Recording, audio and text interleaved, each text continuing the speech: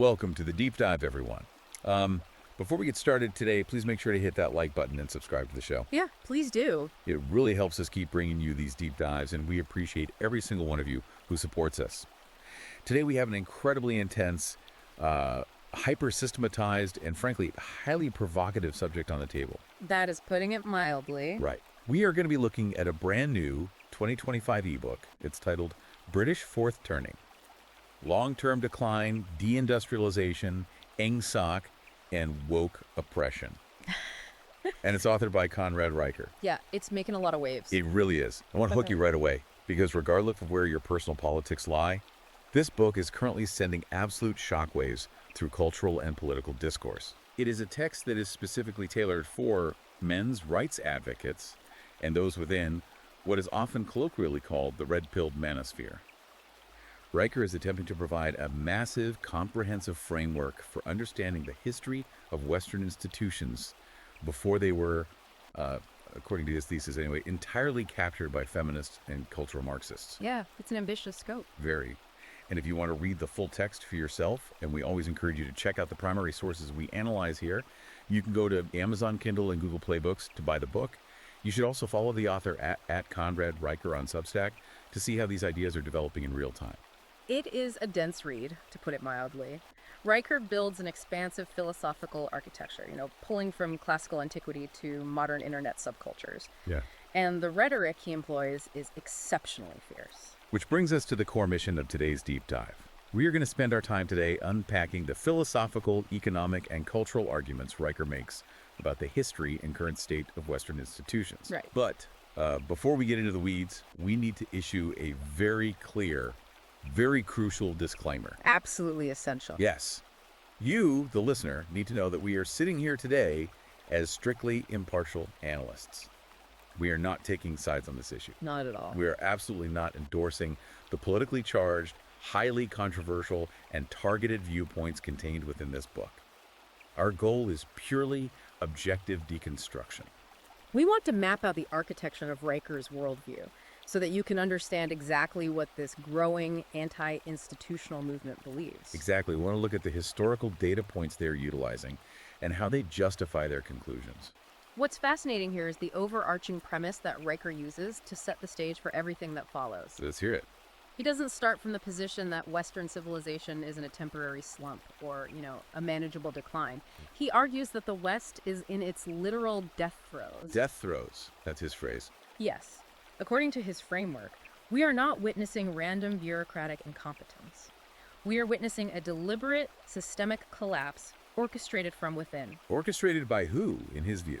He places the blame for this collapse squarely on what he terms a gynocentric priesthood and cultural Marxists. He argues that they have systematically seized control of every major sense-making institution in our society. From the universities to the medical establishment. Right, and corporate boardrooms, the halls of government, all of it. Let's start with the title itself, specifically the term Engsoc, because that immediately caught my eye. That's a direct reference to George Orwell's 1984, isn't it? It is. How does he apply a mid-20th century dystopian novel to the modern British state? It's a foundational concept for him.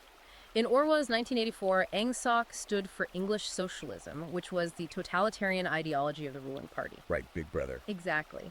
And a core component of Engsoc was newspeak, the deliberate destruction of language to narrow the range of possible human thought. Because if you remove the words required to articulate dissent becomes literally unthinkable. Exactly. Riker adopts this term because he believes modern bureaucratic institutions operate on the exact same principle. So he sees modern bureaucracy as an extension of that. Yeah. When he talks about HR departments enforcing pronoun mandates or governments passing hate speech laws, he doesn't view these as misguided attempts at inclusivity. He views them as malicious. He views them as modern Engsoc, a calculated effort to control language so that citizens cannot name or identify the reality of their own civilizational decline. So he believes the language has been captured to hide the reality of the situation. And to prove just how dark that reality has become, he doesn't begin the book with abstract political theory. No, he goes right into the empirical data. Right. Okay, let's unpack this. He starts chapter 1 with a very real, incredibly dark case study to diagnose what he calls the Great Rot. He opens with a statistic of 1,400. Yeah, it's chilling. That is the number of children, predominantly white working-class girls, who were abused, trafficked, and tortured in the town of Rotherham between 1997 and 2013 by gangs of predominantly Pakistani heritage men.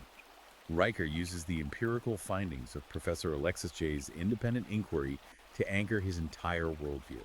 We have to look at why Riker places this specific, horrific tragedy at the very forefront of his argument. He isn't just highlighting the crime for shock value. Right. He uses Rotherham to illustrate a very specific political concept called anarcho-tyranny. This is a term originally coined by the late conservative political theorist Sam Francis, and Riker leans heavily on it. Let's break that down for the listener. What exactly is anarcho-tyranny in this context? Anarcho-tyranny describes a state that aggressively, almost tyrannically, polices minor or subjective offenses, while simultaneously descending into complete anarchy when it comes to protecting its citizens from objective physical violence. Okay, so the tyranny aspect is... The tyranny aspect is the state deploying immense resources to police a person's speech, or enforcing corporate diversity quotas, or tracking someone down for an offensive internet post. And the anarchy. The anarchy aspect is that same state completely failing to stop violent crime, theft, or, in the case of Rotherham, a massive child trafficking ring. Riker argues that Rotherham is the ultimate manifestation of anarcho-tyranny. The bureaucratic institutions, the police, the social workers, the local council, they ignored the abuse for over a decade. And Riker argues they didn't ignore it out of simple incompetence, right? No, not at all. He claims they ignored it because acknowledging the reality of the situation would have violated their ideological programming. Precisely. He introduces the concept of the intersectional calculus. Intersectional calculus. Yeah. In intersectional theory, society is viewed through a hierarchy of privilege and oppression based on identity markers like race, gender, and class. Riker claims that the bureaucracy in Rotherham essentially ran an ideological calculation. How'd that work? They viewed the victims, working-class white girls, as theoretically possessing racial privilege. Simultaneously, they viewed the perpetrators as an oppressed minority group. Which creates a bureaucratic short circuit. Exactly. Therefore, according to Riker's analysis of the situation, the bureaucracy was paralyzed. The fear of being labeled racist by the INGSOC media apparatus was vastly more powerful than their basic duty to protect children from physical harm. He specifically mentions Jane Sr., who was a youth worker given that pseudonym during the early reporting. Right. She repeatedly tried to blow the whistle on what was happening to these girls, and the system didn't just ignore her. According to Riker, the system actively suppressed her to protect the narrative. Yeah. If we connect this bureaucratic paralysis to the bigger picture Riker is painting, he sees this as a symptom of what he calls the gynocentric virus. That's a very loaded term. It is. Now, Riker uses highly charged, aggressive framing here. He argues that Western institutions have been totally captured by an ideology of emotionalism and female supremacy. He posits that a healthy, functional civilization operates on Aristotelian logic, strict merit, and the prioritization of physical safety. But the modern bureaucratic state, under this gynocentric virus, prioritizes emotional feelings, the creation of safe spaces, and the avoidance of social offense above all empirical realities. He takes it a step further and refers to this dynamic as a satanic inversion of values. That phrase pops up multiple times in the text. Is he speaking literally in a religious sense, or is he using that term metaphorically? He uses it in the archetypal, most Miltonian sense of the word. A satanic inversion implies a deliberate rebellion against the natural order, where good is called evil and evil is permitted under the guise of virtue. So how does that apply to gender dynamics in his book? Riker argues that historically, the natural protective instinct of native males was the bedrock of civilizational defense. Men were the sheepdogs. But under this inversion, the state now pathologizes that masculine protective instinct as toxic masculinity. If a father becomes aggressively protective of his community, the state views him as a threat. Meanwhile, actual, tangible danger from outside the community is permitted to flourish under the banner of multicultural tolerance. So they punish the protectors. That's his conclusion. That by demonizing the traditional male protector role to satisfy feminist ideology, the state has declawed the sheepdogs while intentionally leaving the gates open for the wolves. He leans heavily on the 19th century philosopher Arthur Schopenhauer to make this point about human psychology, doesn't he? He does. Schopenhauer wrote extensively and controversially about the differences between male and female psychology. And Riker utilizes Schopenhauer to assert what? To assert that a society running on what he calls female time, which he defines as the perpetual seeking of immediate emotional comfort, consensus, and conflict avoidance, cannot sustain the hard, logical boundaries required to maintain a civilization. Okay, so a lack of boundaries. Right. Riker's thesis is that removing the masculine principle of aggressive defense and logical boundary setting from governance leads directly and inevitably to the collapse we are currently living through. If he believes the culture is mathematically doomed to ignore reality in favor of emotion, how does he think that plays out when reality actually bites back? I mean, you can ignore a problem for a while, but eventually the bill comes due. And that bill is financial. Yes. That brings us to the second major section of his argument, the mathematical collapse of the West. Riker argues that the cultural rot isn't just confined to sociology departments. It's deeply economic and demographic. Economics is where Riker claims the cultural ideology meets the immutable laws of mathematics. He presents some staggering financial figures to prove his point. Let's hear them. The cornerstone of his economic argument is the devaluation of fiat currency. He notes that since 1970, both the United States dollar and the British pound have lost over 99.3% of their purchasing power. Let's ground that for the listener. 1970 is a very specific date. That's right around the time the U.S. completely severed the dollar from the gold standard under Nixon, which fundamentally changed global finance. Exactly. How does Riker interpret that 99.3% loss? Because traditional economists would just call that a standard feature of a moderate, steady inflation target over half a century. Riker rejects the traditional economic consensus entirely. He views this massive devaluation not as a natural economic cycle, but as theft by inflation. Theft by inflation. He frames the entire modern fiat currency system as a deliberate expropriation of male labor and savings. To understand his logic, you have to look at the tax data he cites.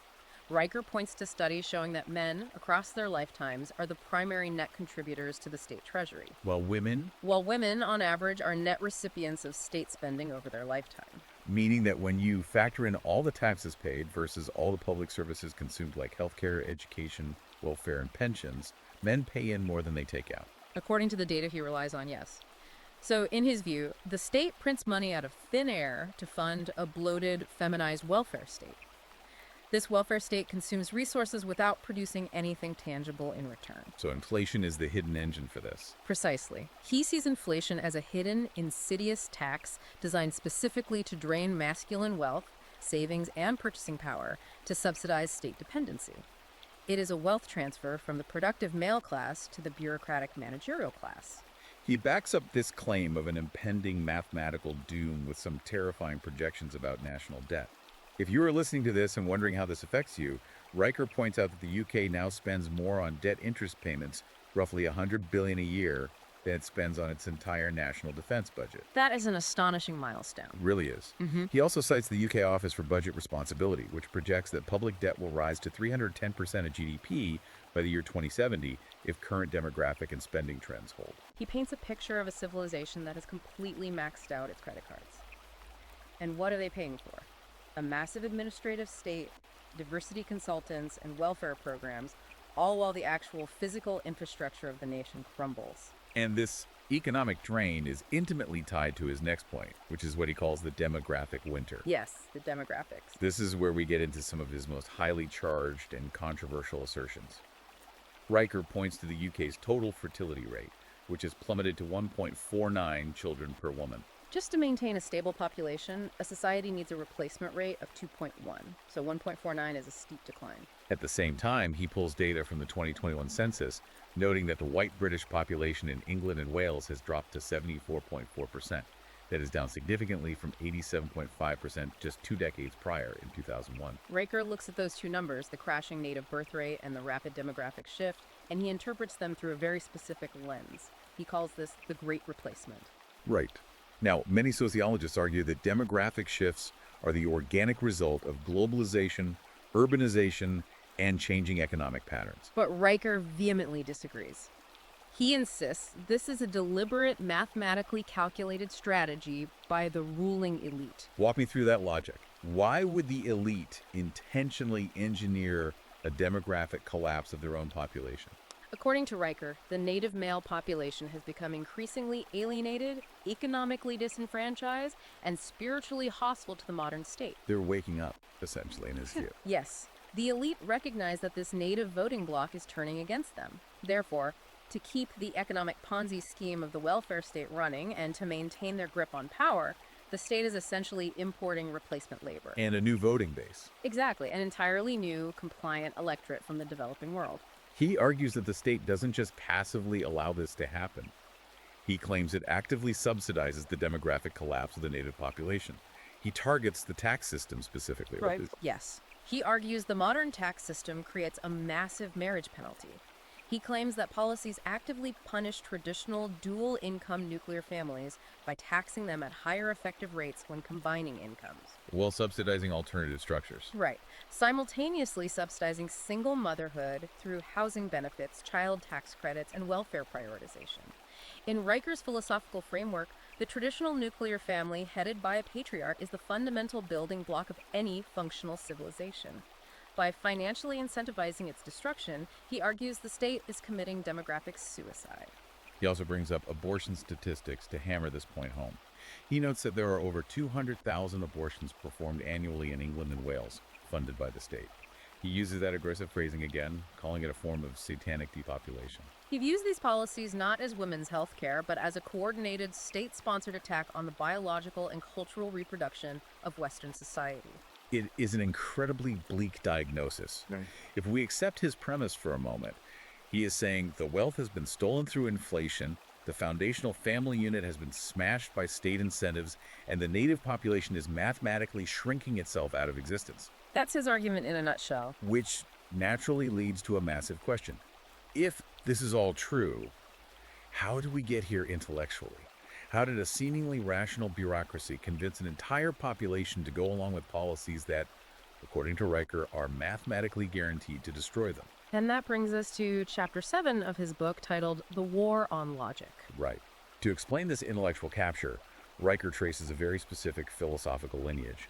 He maps out the ideological evolution of the current ruling class. Where does he start? He starts with Karl Marx in the 19th century. Marx viewed the world entirely through the lens of economic oppression, the struggle between the bourgeoisie who owned the capital and the proletariat who did the labor. But Riker notes that the Marxist strategy shifted radically in the mid-20th century. The workers of the world didn't unite and overthrow capitalism, largely because capitalism ended up making the working class relatively wealthy, so the ideology had to adapt. Exactly. And this is where Riker points to the French philosopher Michel Foucault. Foucault was a massive figure in the 20th century, and his core thesis was that power isn't just about money or physical force. Power is about controlling knowledge, discourse, and language. Defining reality itself. Right. Foucault argued that institutions maintain power by defining what is considered true or normal. This intellectual evolution culminates in what we now call postmodernism. What is Riker's specific critique of postmodernism? So, Because it sounds very academic, but he clearly believes it has terrifying real-world consequences. Riker argues that postmodernism was intentionally deployed as a weapon to destroy a concept called logos. Let's pause there and define logos for the listener, because that's a heavy philosophical term. In Greek philosophy, logos refers to objective truth, divine reason, and the universal principles of logic that govern reality. It is the idea that 2 + 2 = 4, regardless of how you feel about it. And Riker argues the ruling class had to destroy this concept. He argues that the new ruling class had to destroy logos. Why? Because objective, measurable standards naturally expose the incompetence of the people currently running the system. Because if the metrics are real, their failures are real. Exactly. If there is a rigid, objective standard of merit, the current elite would fail. So, they embraced postmodernism, which posits that there is no objective truth. Everything is merely a social construct designed to maintain power. Which is a very convenient philosophy for a failing bureaucrat. Very. If there is no objective truth, then a massive policy failure isn't actually a failure, it's just a different way of knowing. This shift away from objective truth fundamentally changed how we educate our children. Riker points to the death of the trivium in British schools as the smoking gun for this intellectual collapse. Here's where it gets really interesting. What is the trivium and what replaced it? For centuries, classical Western education was built on the foundation of the trivium, which consists of 3 parts: grammar, logic, and rhetoric. How do those function together? Grammar is the mechanics of reality, learning the fundamental facts. Logic is the processing of those facts, understanding how they connect without contradiction. And rhetoric is the ability to communicate those processed facts persuasively. And Riker argues these have been removed. Riker argues that these foundational pillars of critical thinking have been systematically erased from modern education. In their place, the institutions have installed what he calls grievance studies. So instead of teaching a student how to logically process empirical data, the system is teaching them how to deconstruct society based on identity and how to feel offended.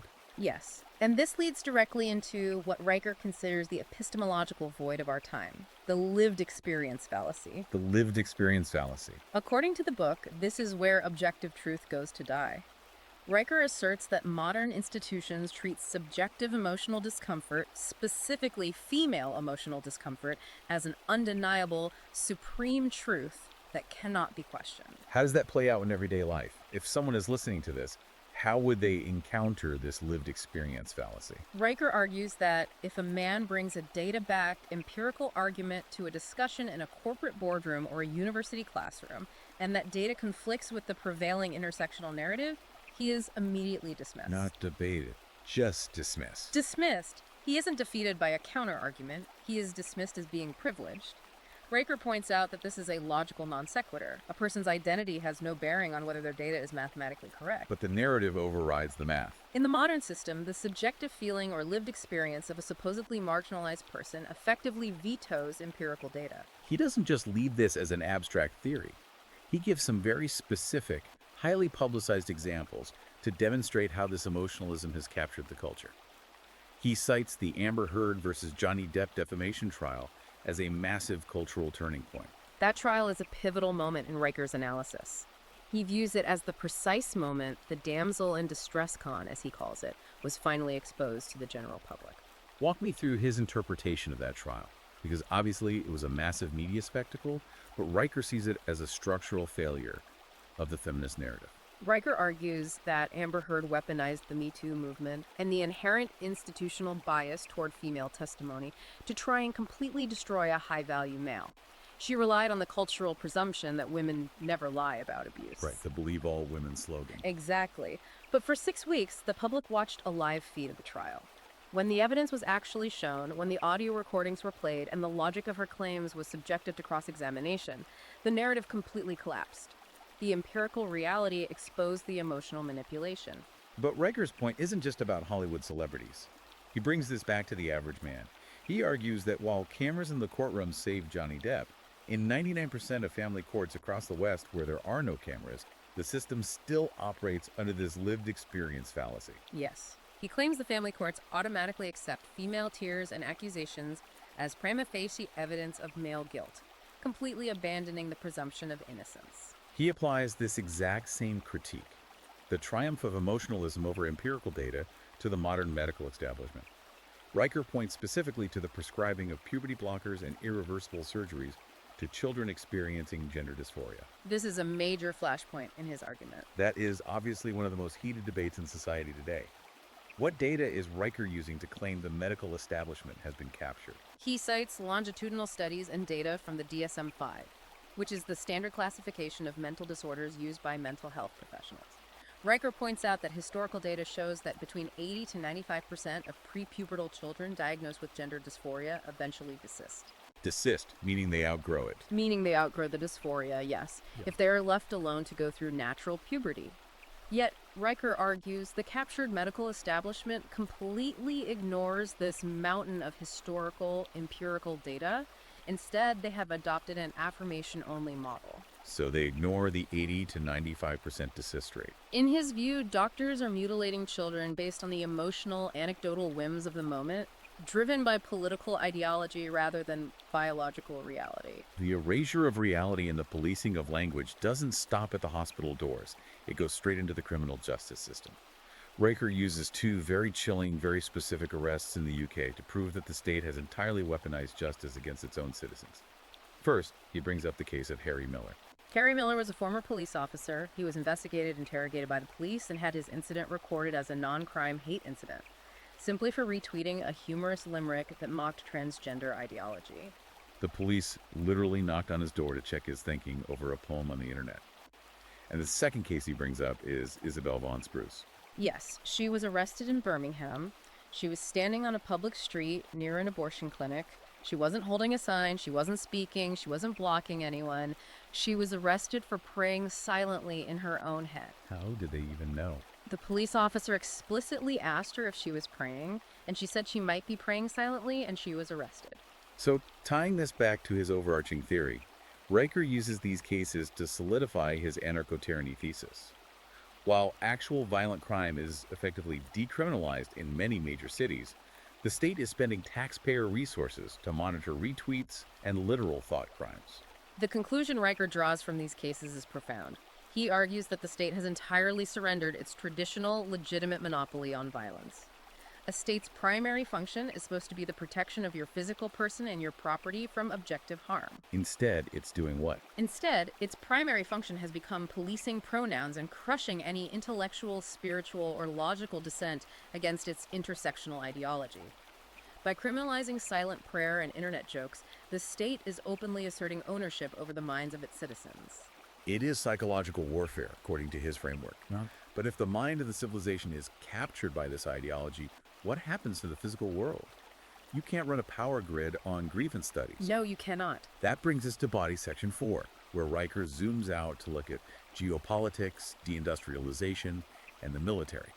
He talks about the suicide of industry and is incredibly critical of what he calls the modern service economy and the green agenda. To truly understand this critique, we have to look at Riker's foundational economic philosophy.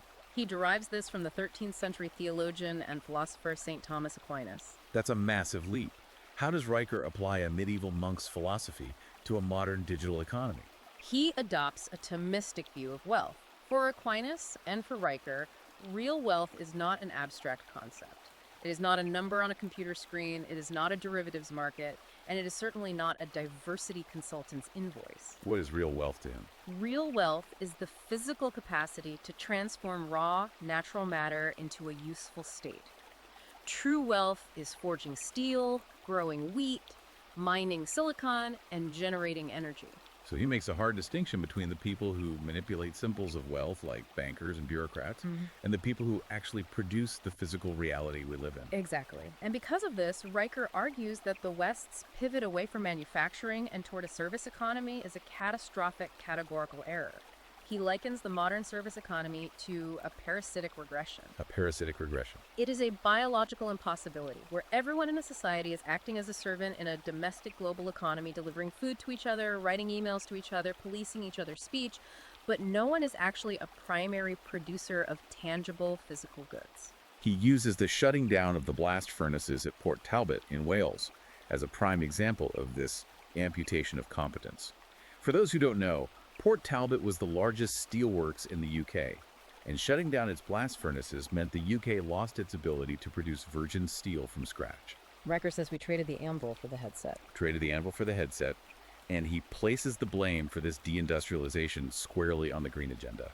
He views the green agenda not as an environmental necessity, but as a deliberate mechanism for deindustrialization. He points to Germany as a canary in the coal mine for the rest of the West. Germany essentially committed industrial suicide by voluntarily shutting down its highly efficient nuclear power plants and coal facilities in favor of green energy ideology. And the result of that? As a result, they gutted their own industrial heartland because they no longer had cheap, reliable energy to forge things. Riker sees this as the ultimate expression of female bureaucratic policymaking, destroying long-term, hard industrial capacity for the short-term emotional gratification of feeling like you are saving the planet. And when you hollow out your own industrial capacity, it has terrifying geopolitical consequences. Riker outlines a very dire warning about the coming clash between the East and the West. He contrasts the two spheres very sharply. He argues that nations like Russia and China have not succumbed to the gynocentric virus. Regardless of what you think of their forms of government, Riker notes that they still operate on principles of hard power, natural law, thermodynamics, and masculine hierarchy. They prioritize the physical world. They prioritize securing borders, securing cheap energy, and dominating industrial manufacturing. The West, meanwhile, is bogged down by what he calls a feminized foreign policy. What does a feminized foreign policy look like in practice, according to Riker? It is a foreign policy that fundamentally misunderstands the nature of power. It is a belief that you can stop a kinetic military adversary by hosting diplomatic conflict resolution workshops, or threatening economic sanctions that hurt your own citizens, Or sending out strongly worded tweets about human rights? He predicts that the ultimate flashpoint for this ideological clash will be Taiwan. And he highlights a very specific, terrifying detail regarding the supply chain. When Riker talks about geopolitics, he's not just talking in the abstract. He's talking about the reality of your daily life. Yeah, the Taiwan piece is huge. Taiwan currently produces roughly 92% of the world's most advanced semiconductors. Everything from the smartphone in your pocket to the advanced guidance systems in our military weaponry relies on them. Riker argues that China will inevitably make a kinetic move to take Taiwan by force, and he suggests this will likely happen before the end of the decade, perhaps by 2027. Why so soon? Because the Chinese leadership looks at the West and sees profound structural weakness. They see a society led by politicians who are essentially gender studies graduates rather than warriors. And this perception of weakness isn't just a cultural critique. Riker argues this ideology has fundamentally compromised the physical lethality of the military itself. This is where he brings in data regarding physical standards. Riker points out that Western institutions have severely compromised their kinetic capabilities by systematically lowering physical standards to meet diversity, equity, and inclusion quotas. He gives some examples. He cites the British Fire Brigade, which systematically lowered its upper body strength requirements specifically to allow more female recruits to pass the physical exams. He points to similar relaxed standards across military recruitment and special forces training. The implications of that in a war are pretty grim. Riker's argument is stark. You cannot bluff a serious geopolitical adversary like China when your military is openly more concerned with the gender pronouns of its officer corps and maternity flight suits than with actual ballistic capability and brute strength. The East understands thermodynamics, physics, and mass. The West is trying to run a global empire on emotional feelings and equity targets. So if we step back and look at the picture Riker has painted, we have a diagnosis of absolute systemic failure. The currency is debased, the demographic core is shrinking, objective logic has been replaced by emotional grievance, industry has been offshored, and the military is compromised. It is a total systems failure in his eyes. The natural, immediate question any listener might have is, okay, if things are this bad, how do we fix it? How do we vote these politicians out and pass new laws? Riker dedicates chapter 13 to addressing this exact instinct. He calls it the fallacy of reform, and he completely attempts to destroy the idea that voting is going to save anyone. He brings up the classic paradox of the ship of Theseus. This is a brilliant use of classical philosophy to explain modern political gridlock. Aristotle's thought experiment regarding the ship of Theseus asks a simple question. If you replace every single wooden plank, every sail, and every nail of a ship over a period of time, is it still the same ship? How does that map onto our current political system? Riker takes this ancient paradox and applies it to the modern British state, and by extension, the entire Western bureaucratic apparatus.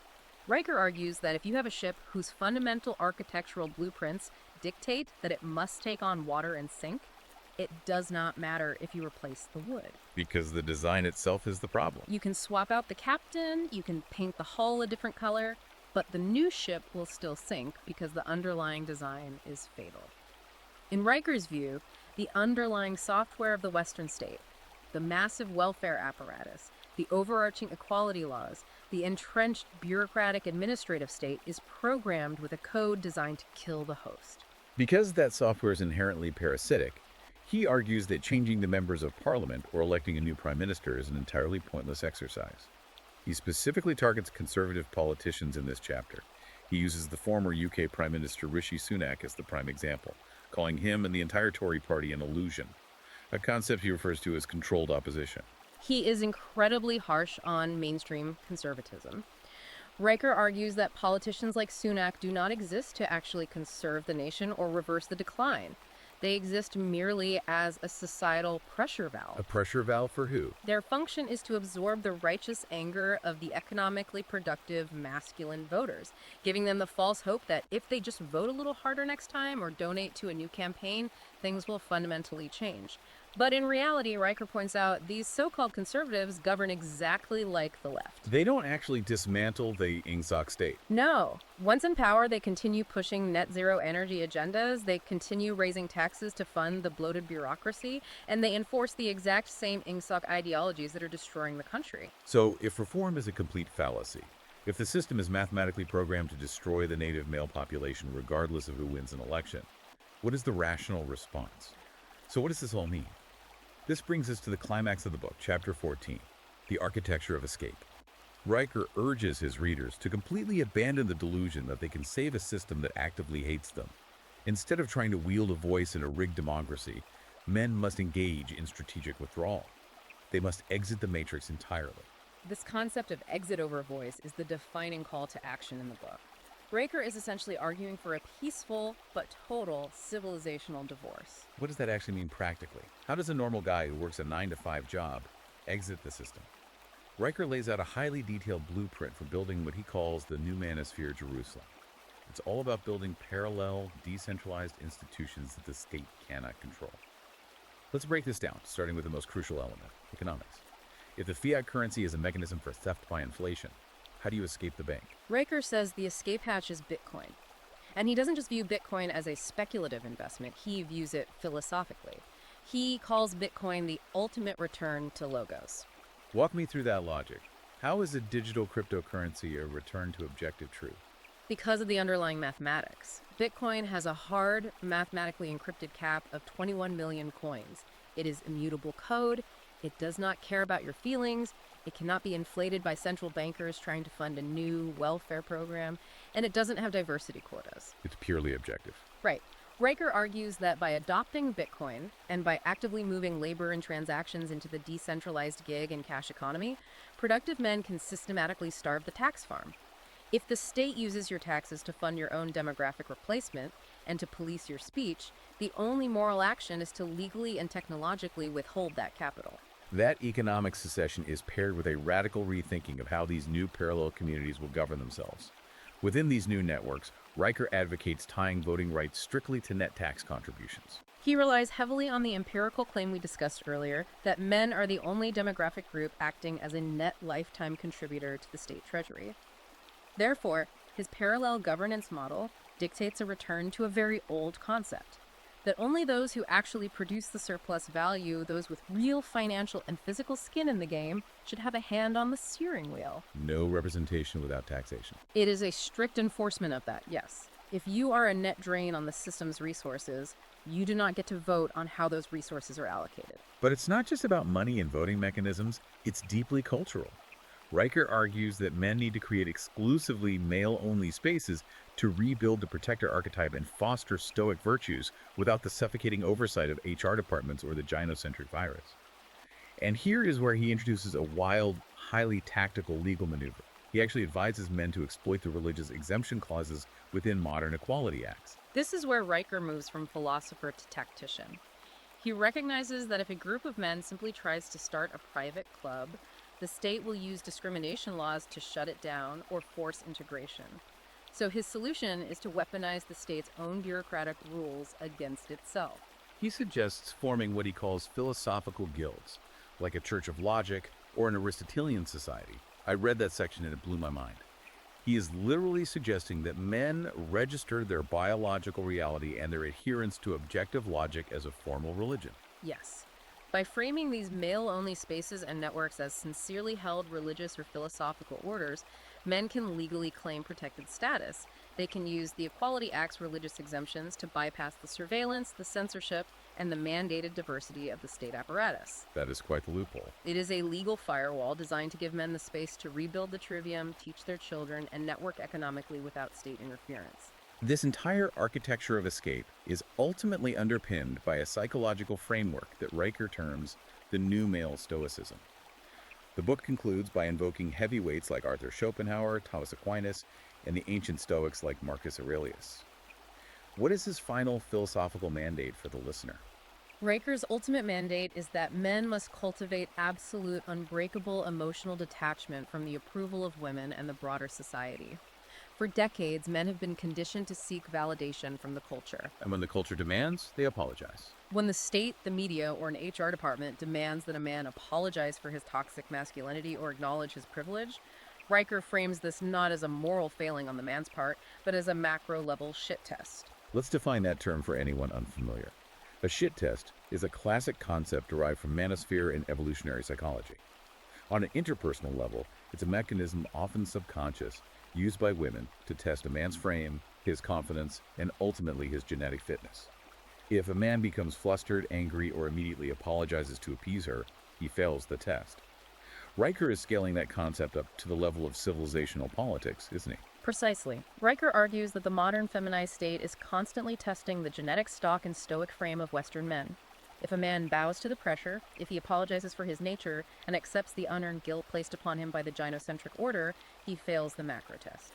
He proves he is spiritually broken and fit only for servitude. The new male stoicism requires men to view these societal demands with cold, rational detachment. As Riker puts it, you do not argue with the toddler having a tantrum. You maintain your frame. Exactly. Men must completely stop seeking validation from a system that is mathematically and ideologically designed to destroy them. Instead, they must find their purpose in securing their own capital, protecting their own immediate tribe, and building the next iteration of Western civilization from the ashes of the current one. It is a staggering, sweeping vision. Let's summarize the core of this deep dive. Conrad Riker's British Fourth Turning presents a hyper-systematized argument that Western institutions are mathematically doomed. According to his framework, they're being crushed under the weight of insurmountable fiat debt, a collapsing demographic winter, and the total abandonment of Aristotelian logic in favor of a destructive, female-centric emotionalism and cultural Marxism that operates like Orwell's Ingsoc. And to briefly reiterate our neutrality as we wrap up, Riker uses incredibly aggressive framing. He doesn't just call a policy a failure, he terms it a satanic inversion. While his rhetoric is undeniably fierce and highly controversial, understanding the structure of his arguments is absolutely crucial. It really is. We are seeing a massive, accelerating rise in anti-institutional, decentralized movements forming across the modern cultural landscape. Whether you view this book as a profound awakening to reality or a dangerous radicalization, it perfectly articulates the philosophical architecture driving a very real and growing segment of the population. Exactly. We are here to map the territory for you, not tell you where to live. Yeah. But I want to leave you, the listener, with a final provocative thought to mull over something that builds on this source material. When Riker talks about the deindustrialization of the West and Taiwan's semiconductor monopoly, he's not just talking abstract geopolitics. He's saying that the supply chain for the car sitting in your driveway or the phone you are listening to us on right now is mathematically leveraged against a cultural ideology. It's all connected.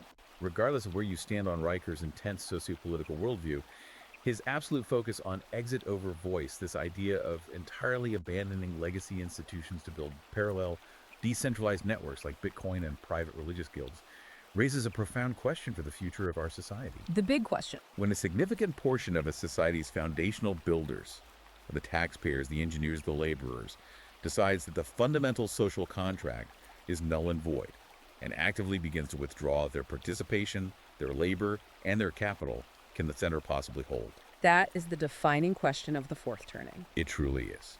Thank you all so much for joining us on this deep dive. We hope it gave you a massive amount of material to think about. Remember, please hit that like button and subscribe to the show so you never miss a deep dive. And finally, if you want to explore the source material and dive into the text for yourself, check out Amazon Kindle and Google Play Books to buy the ebook British Fourth Turning, and be sure to follow the author at Conrad Stryker on Substack. Thanks for listening, and we'll see you next time.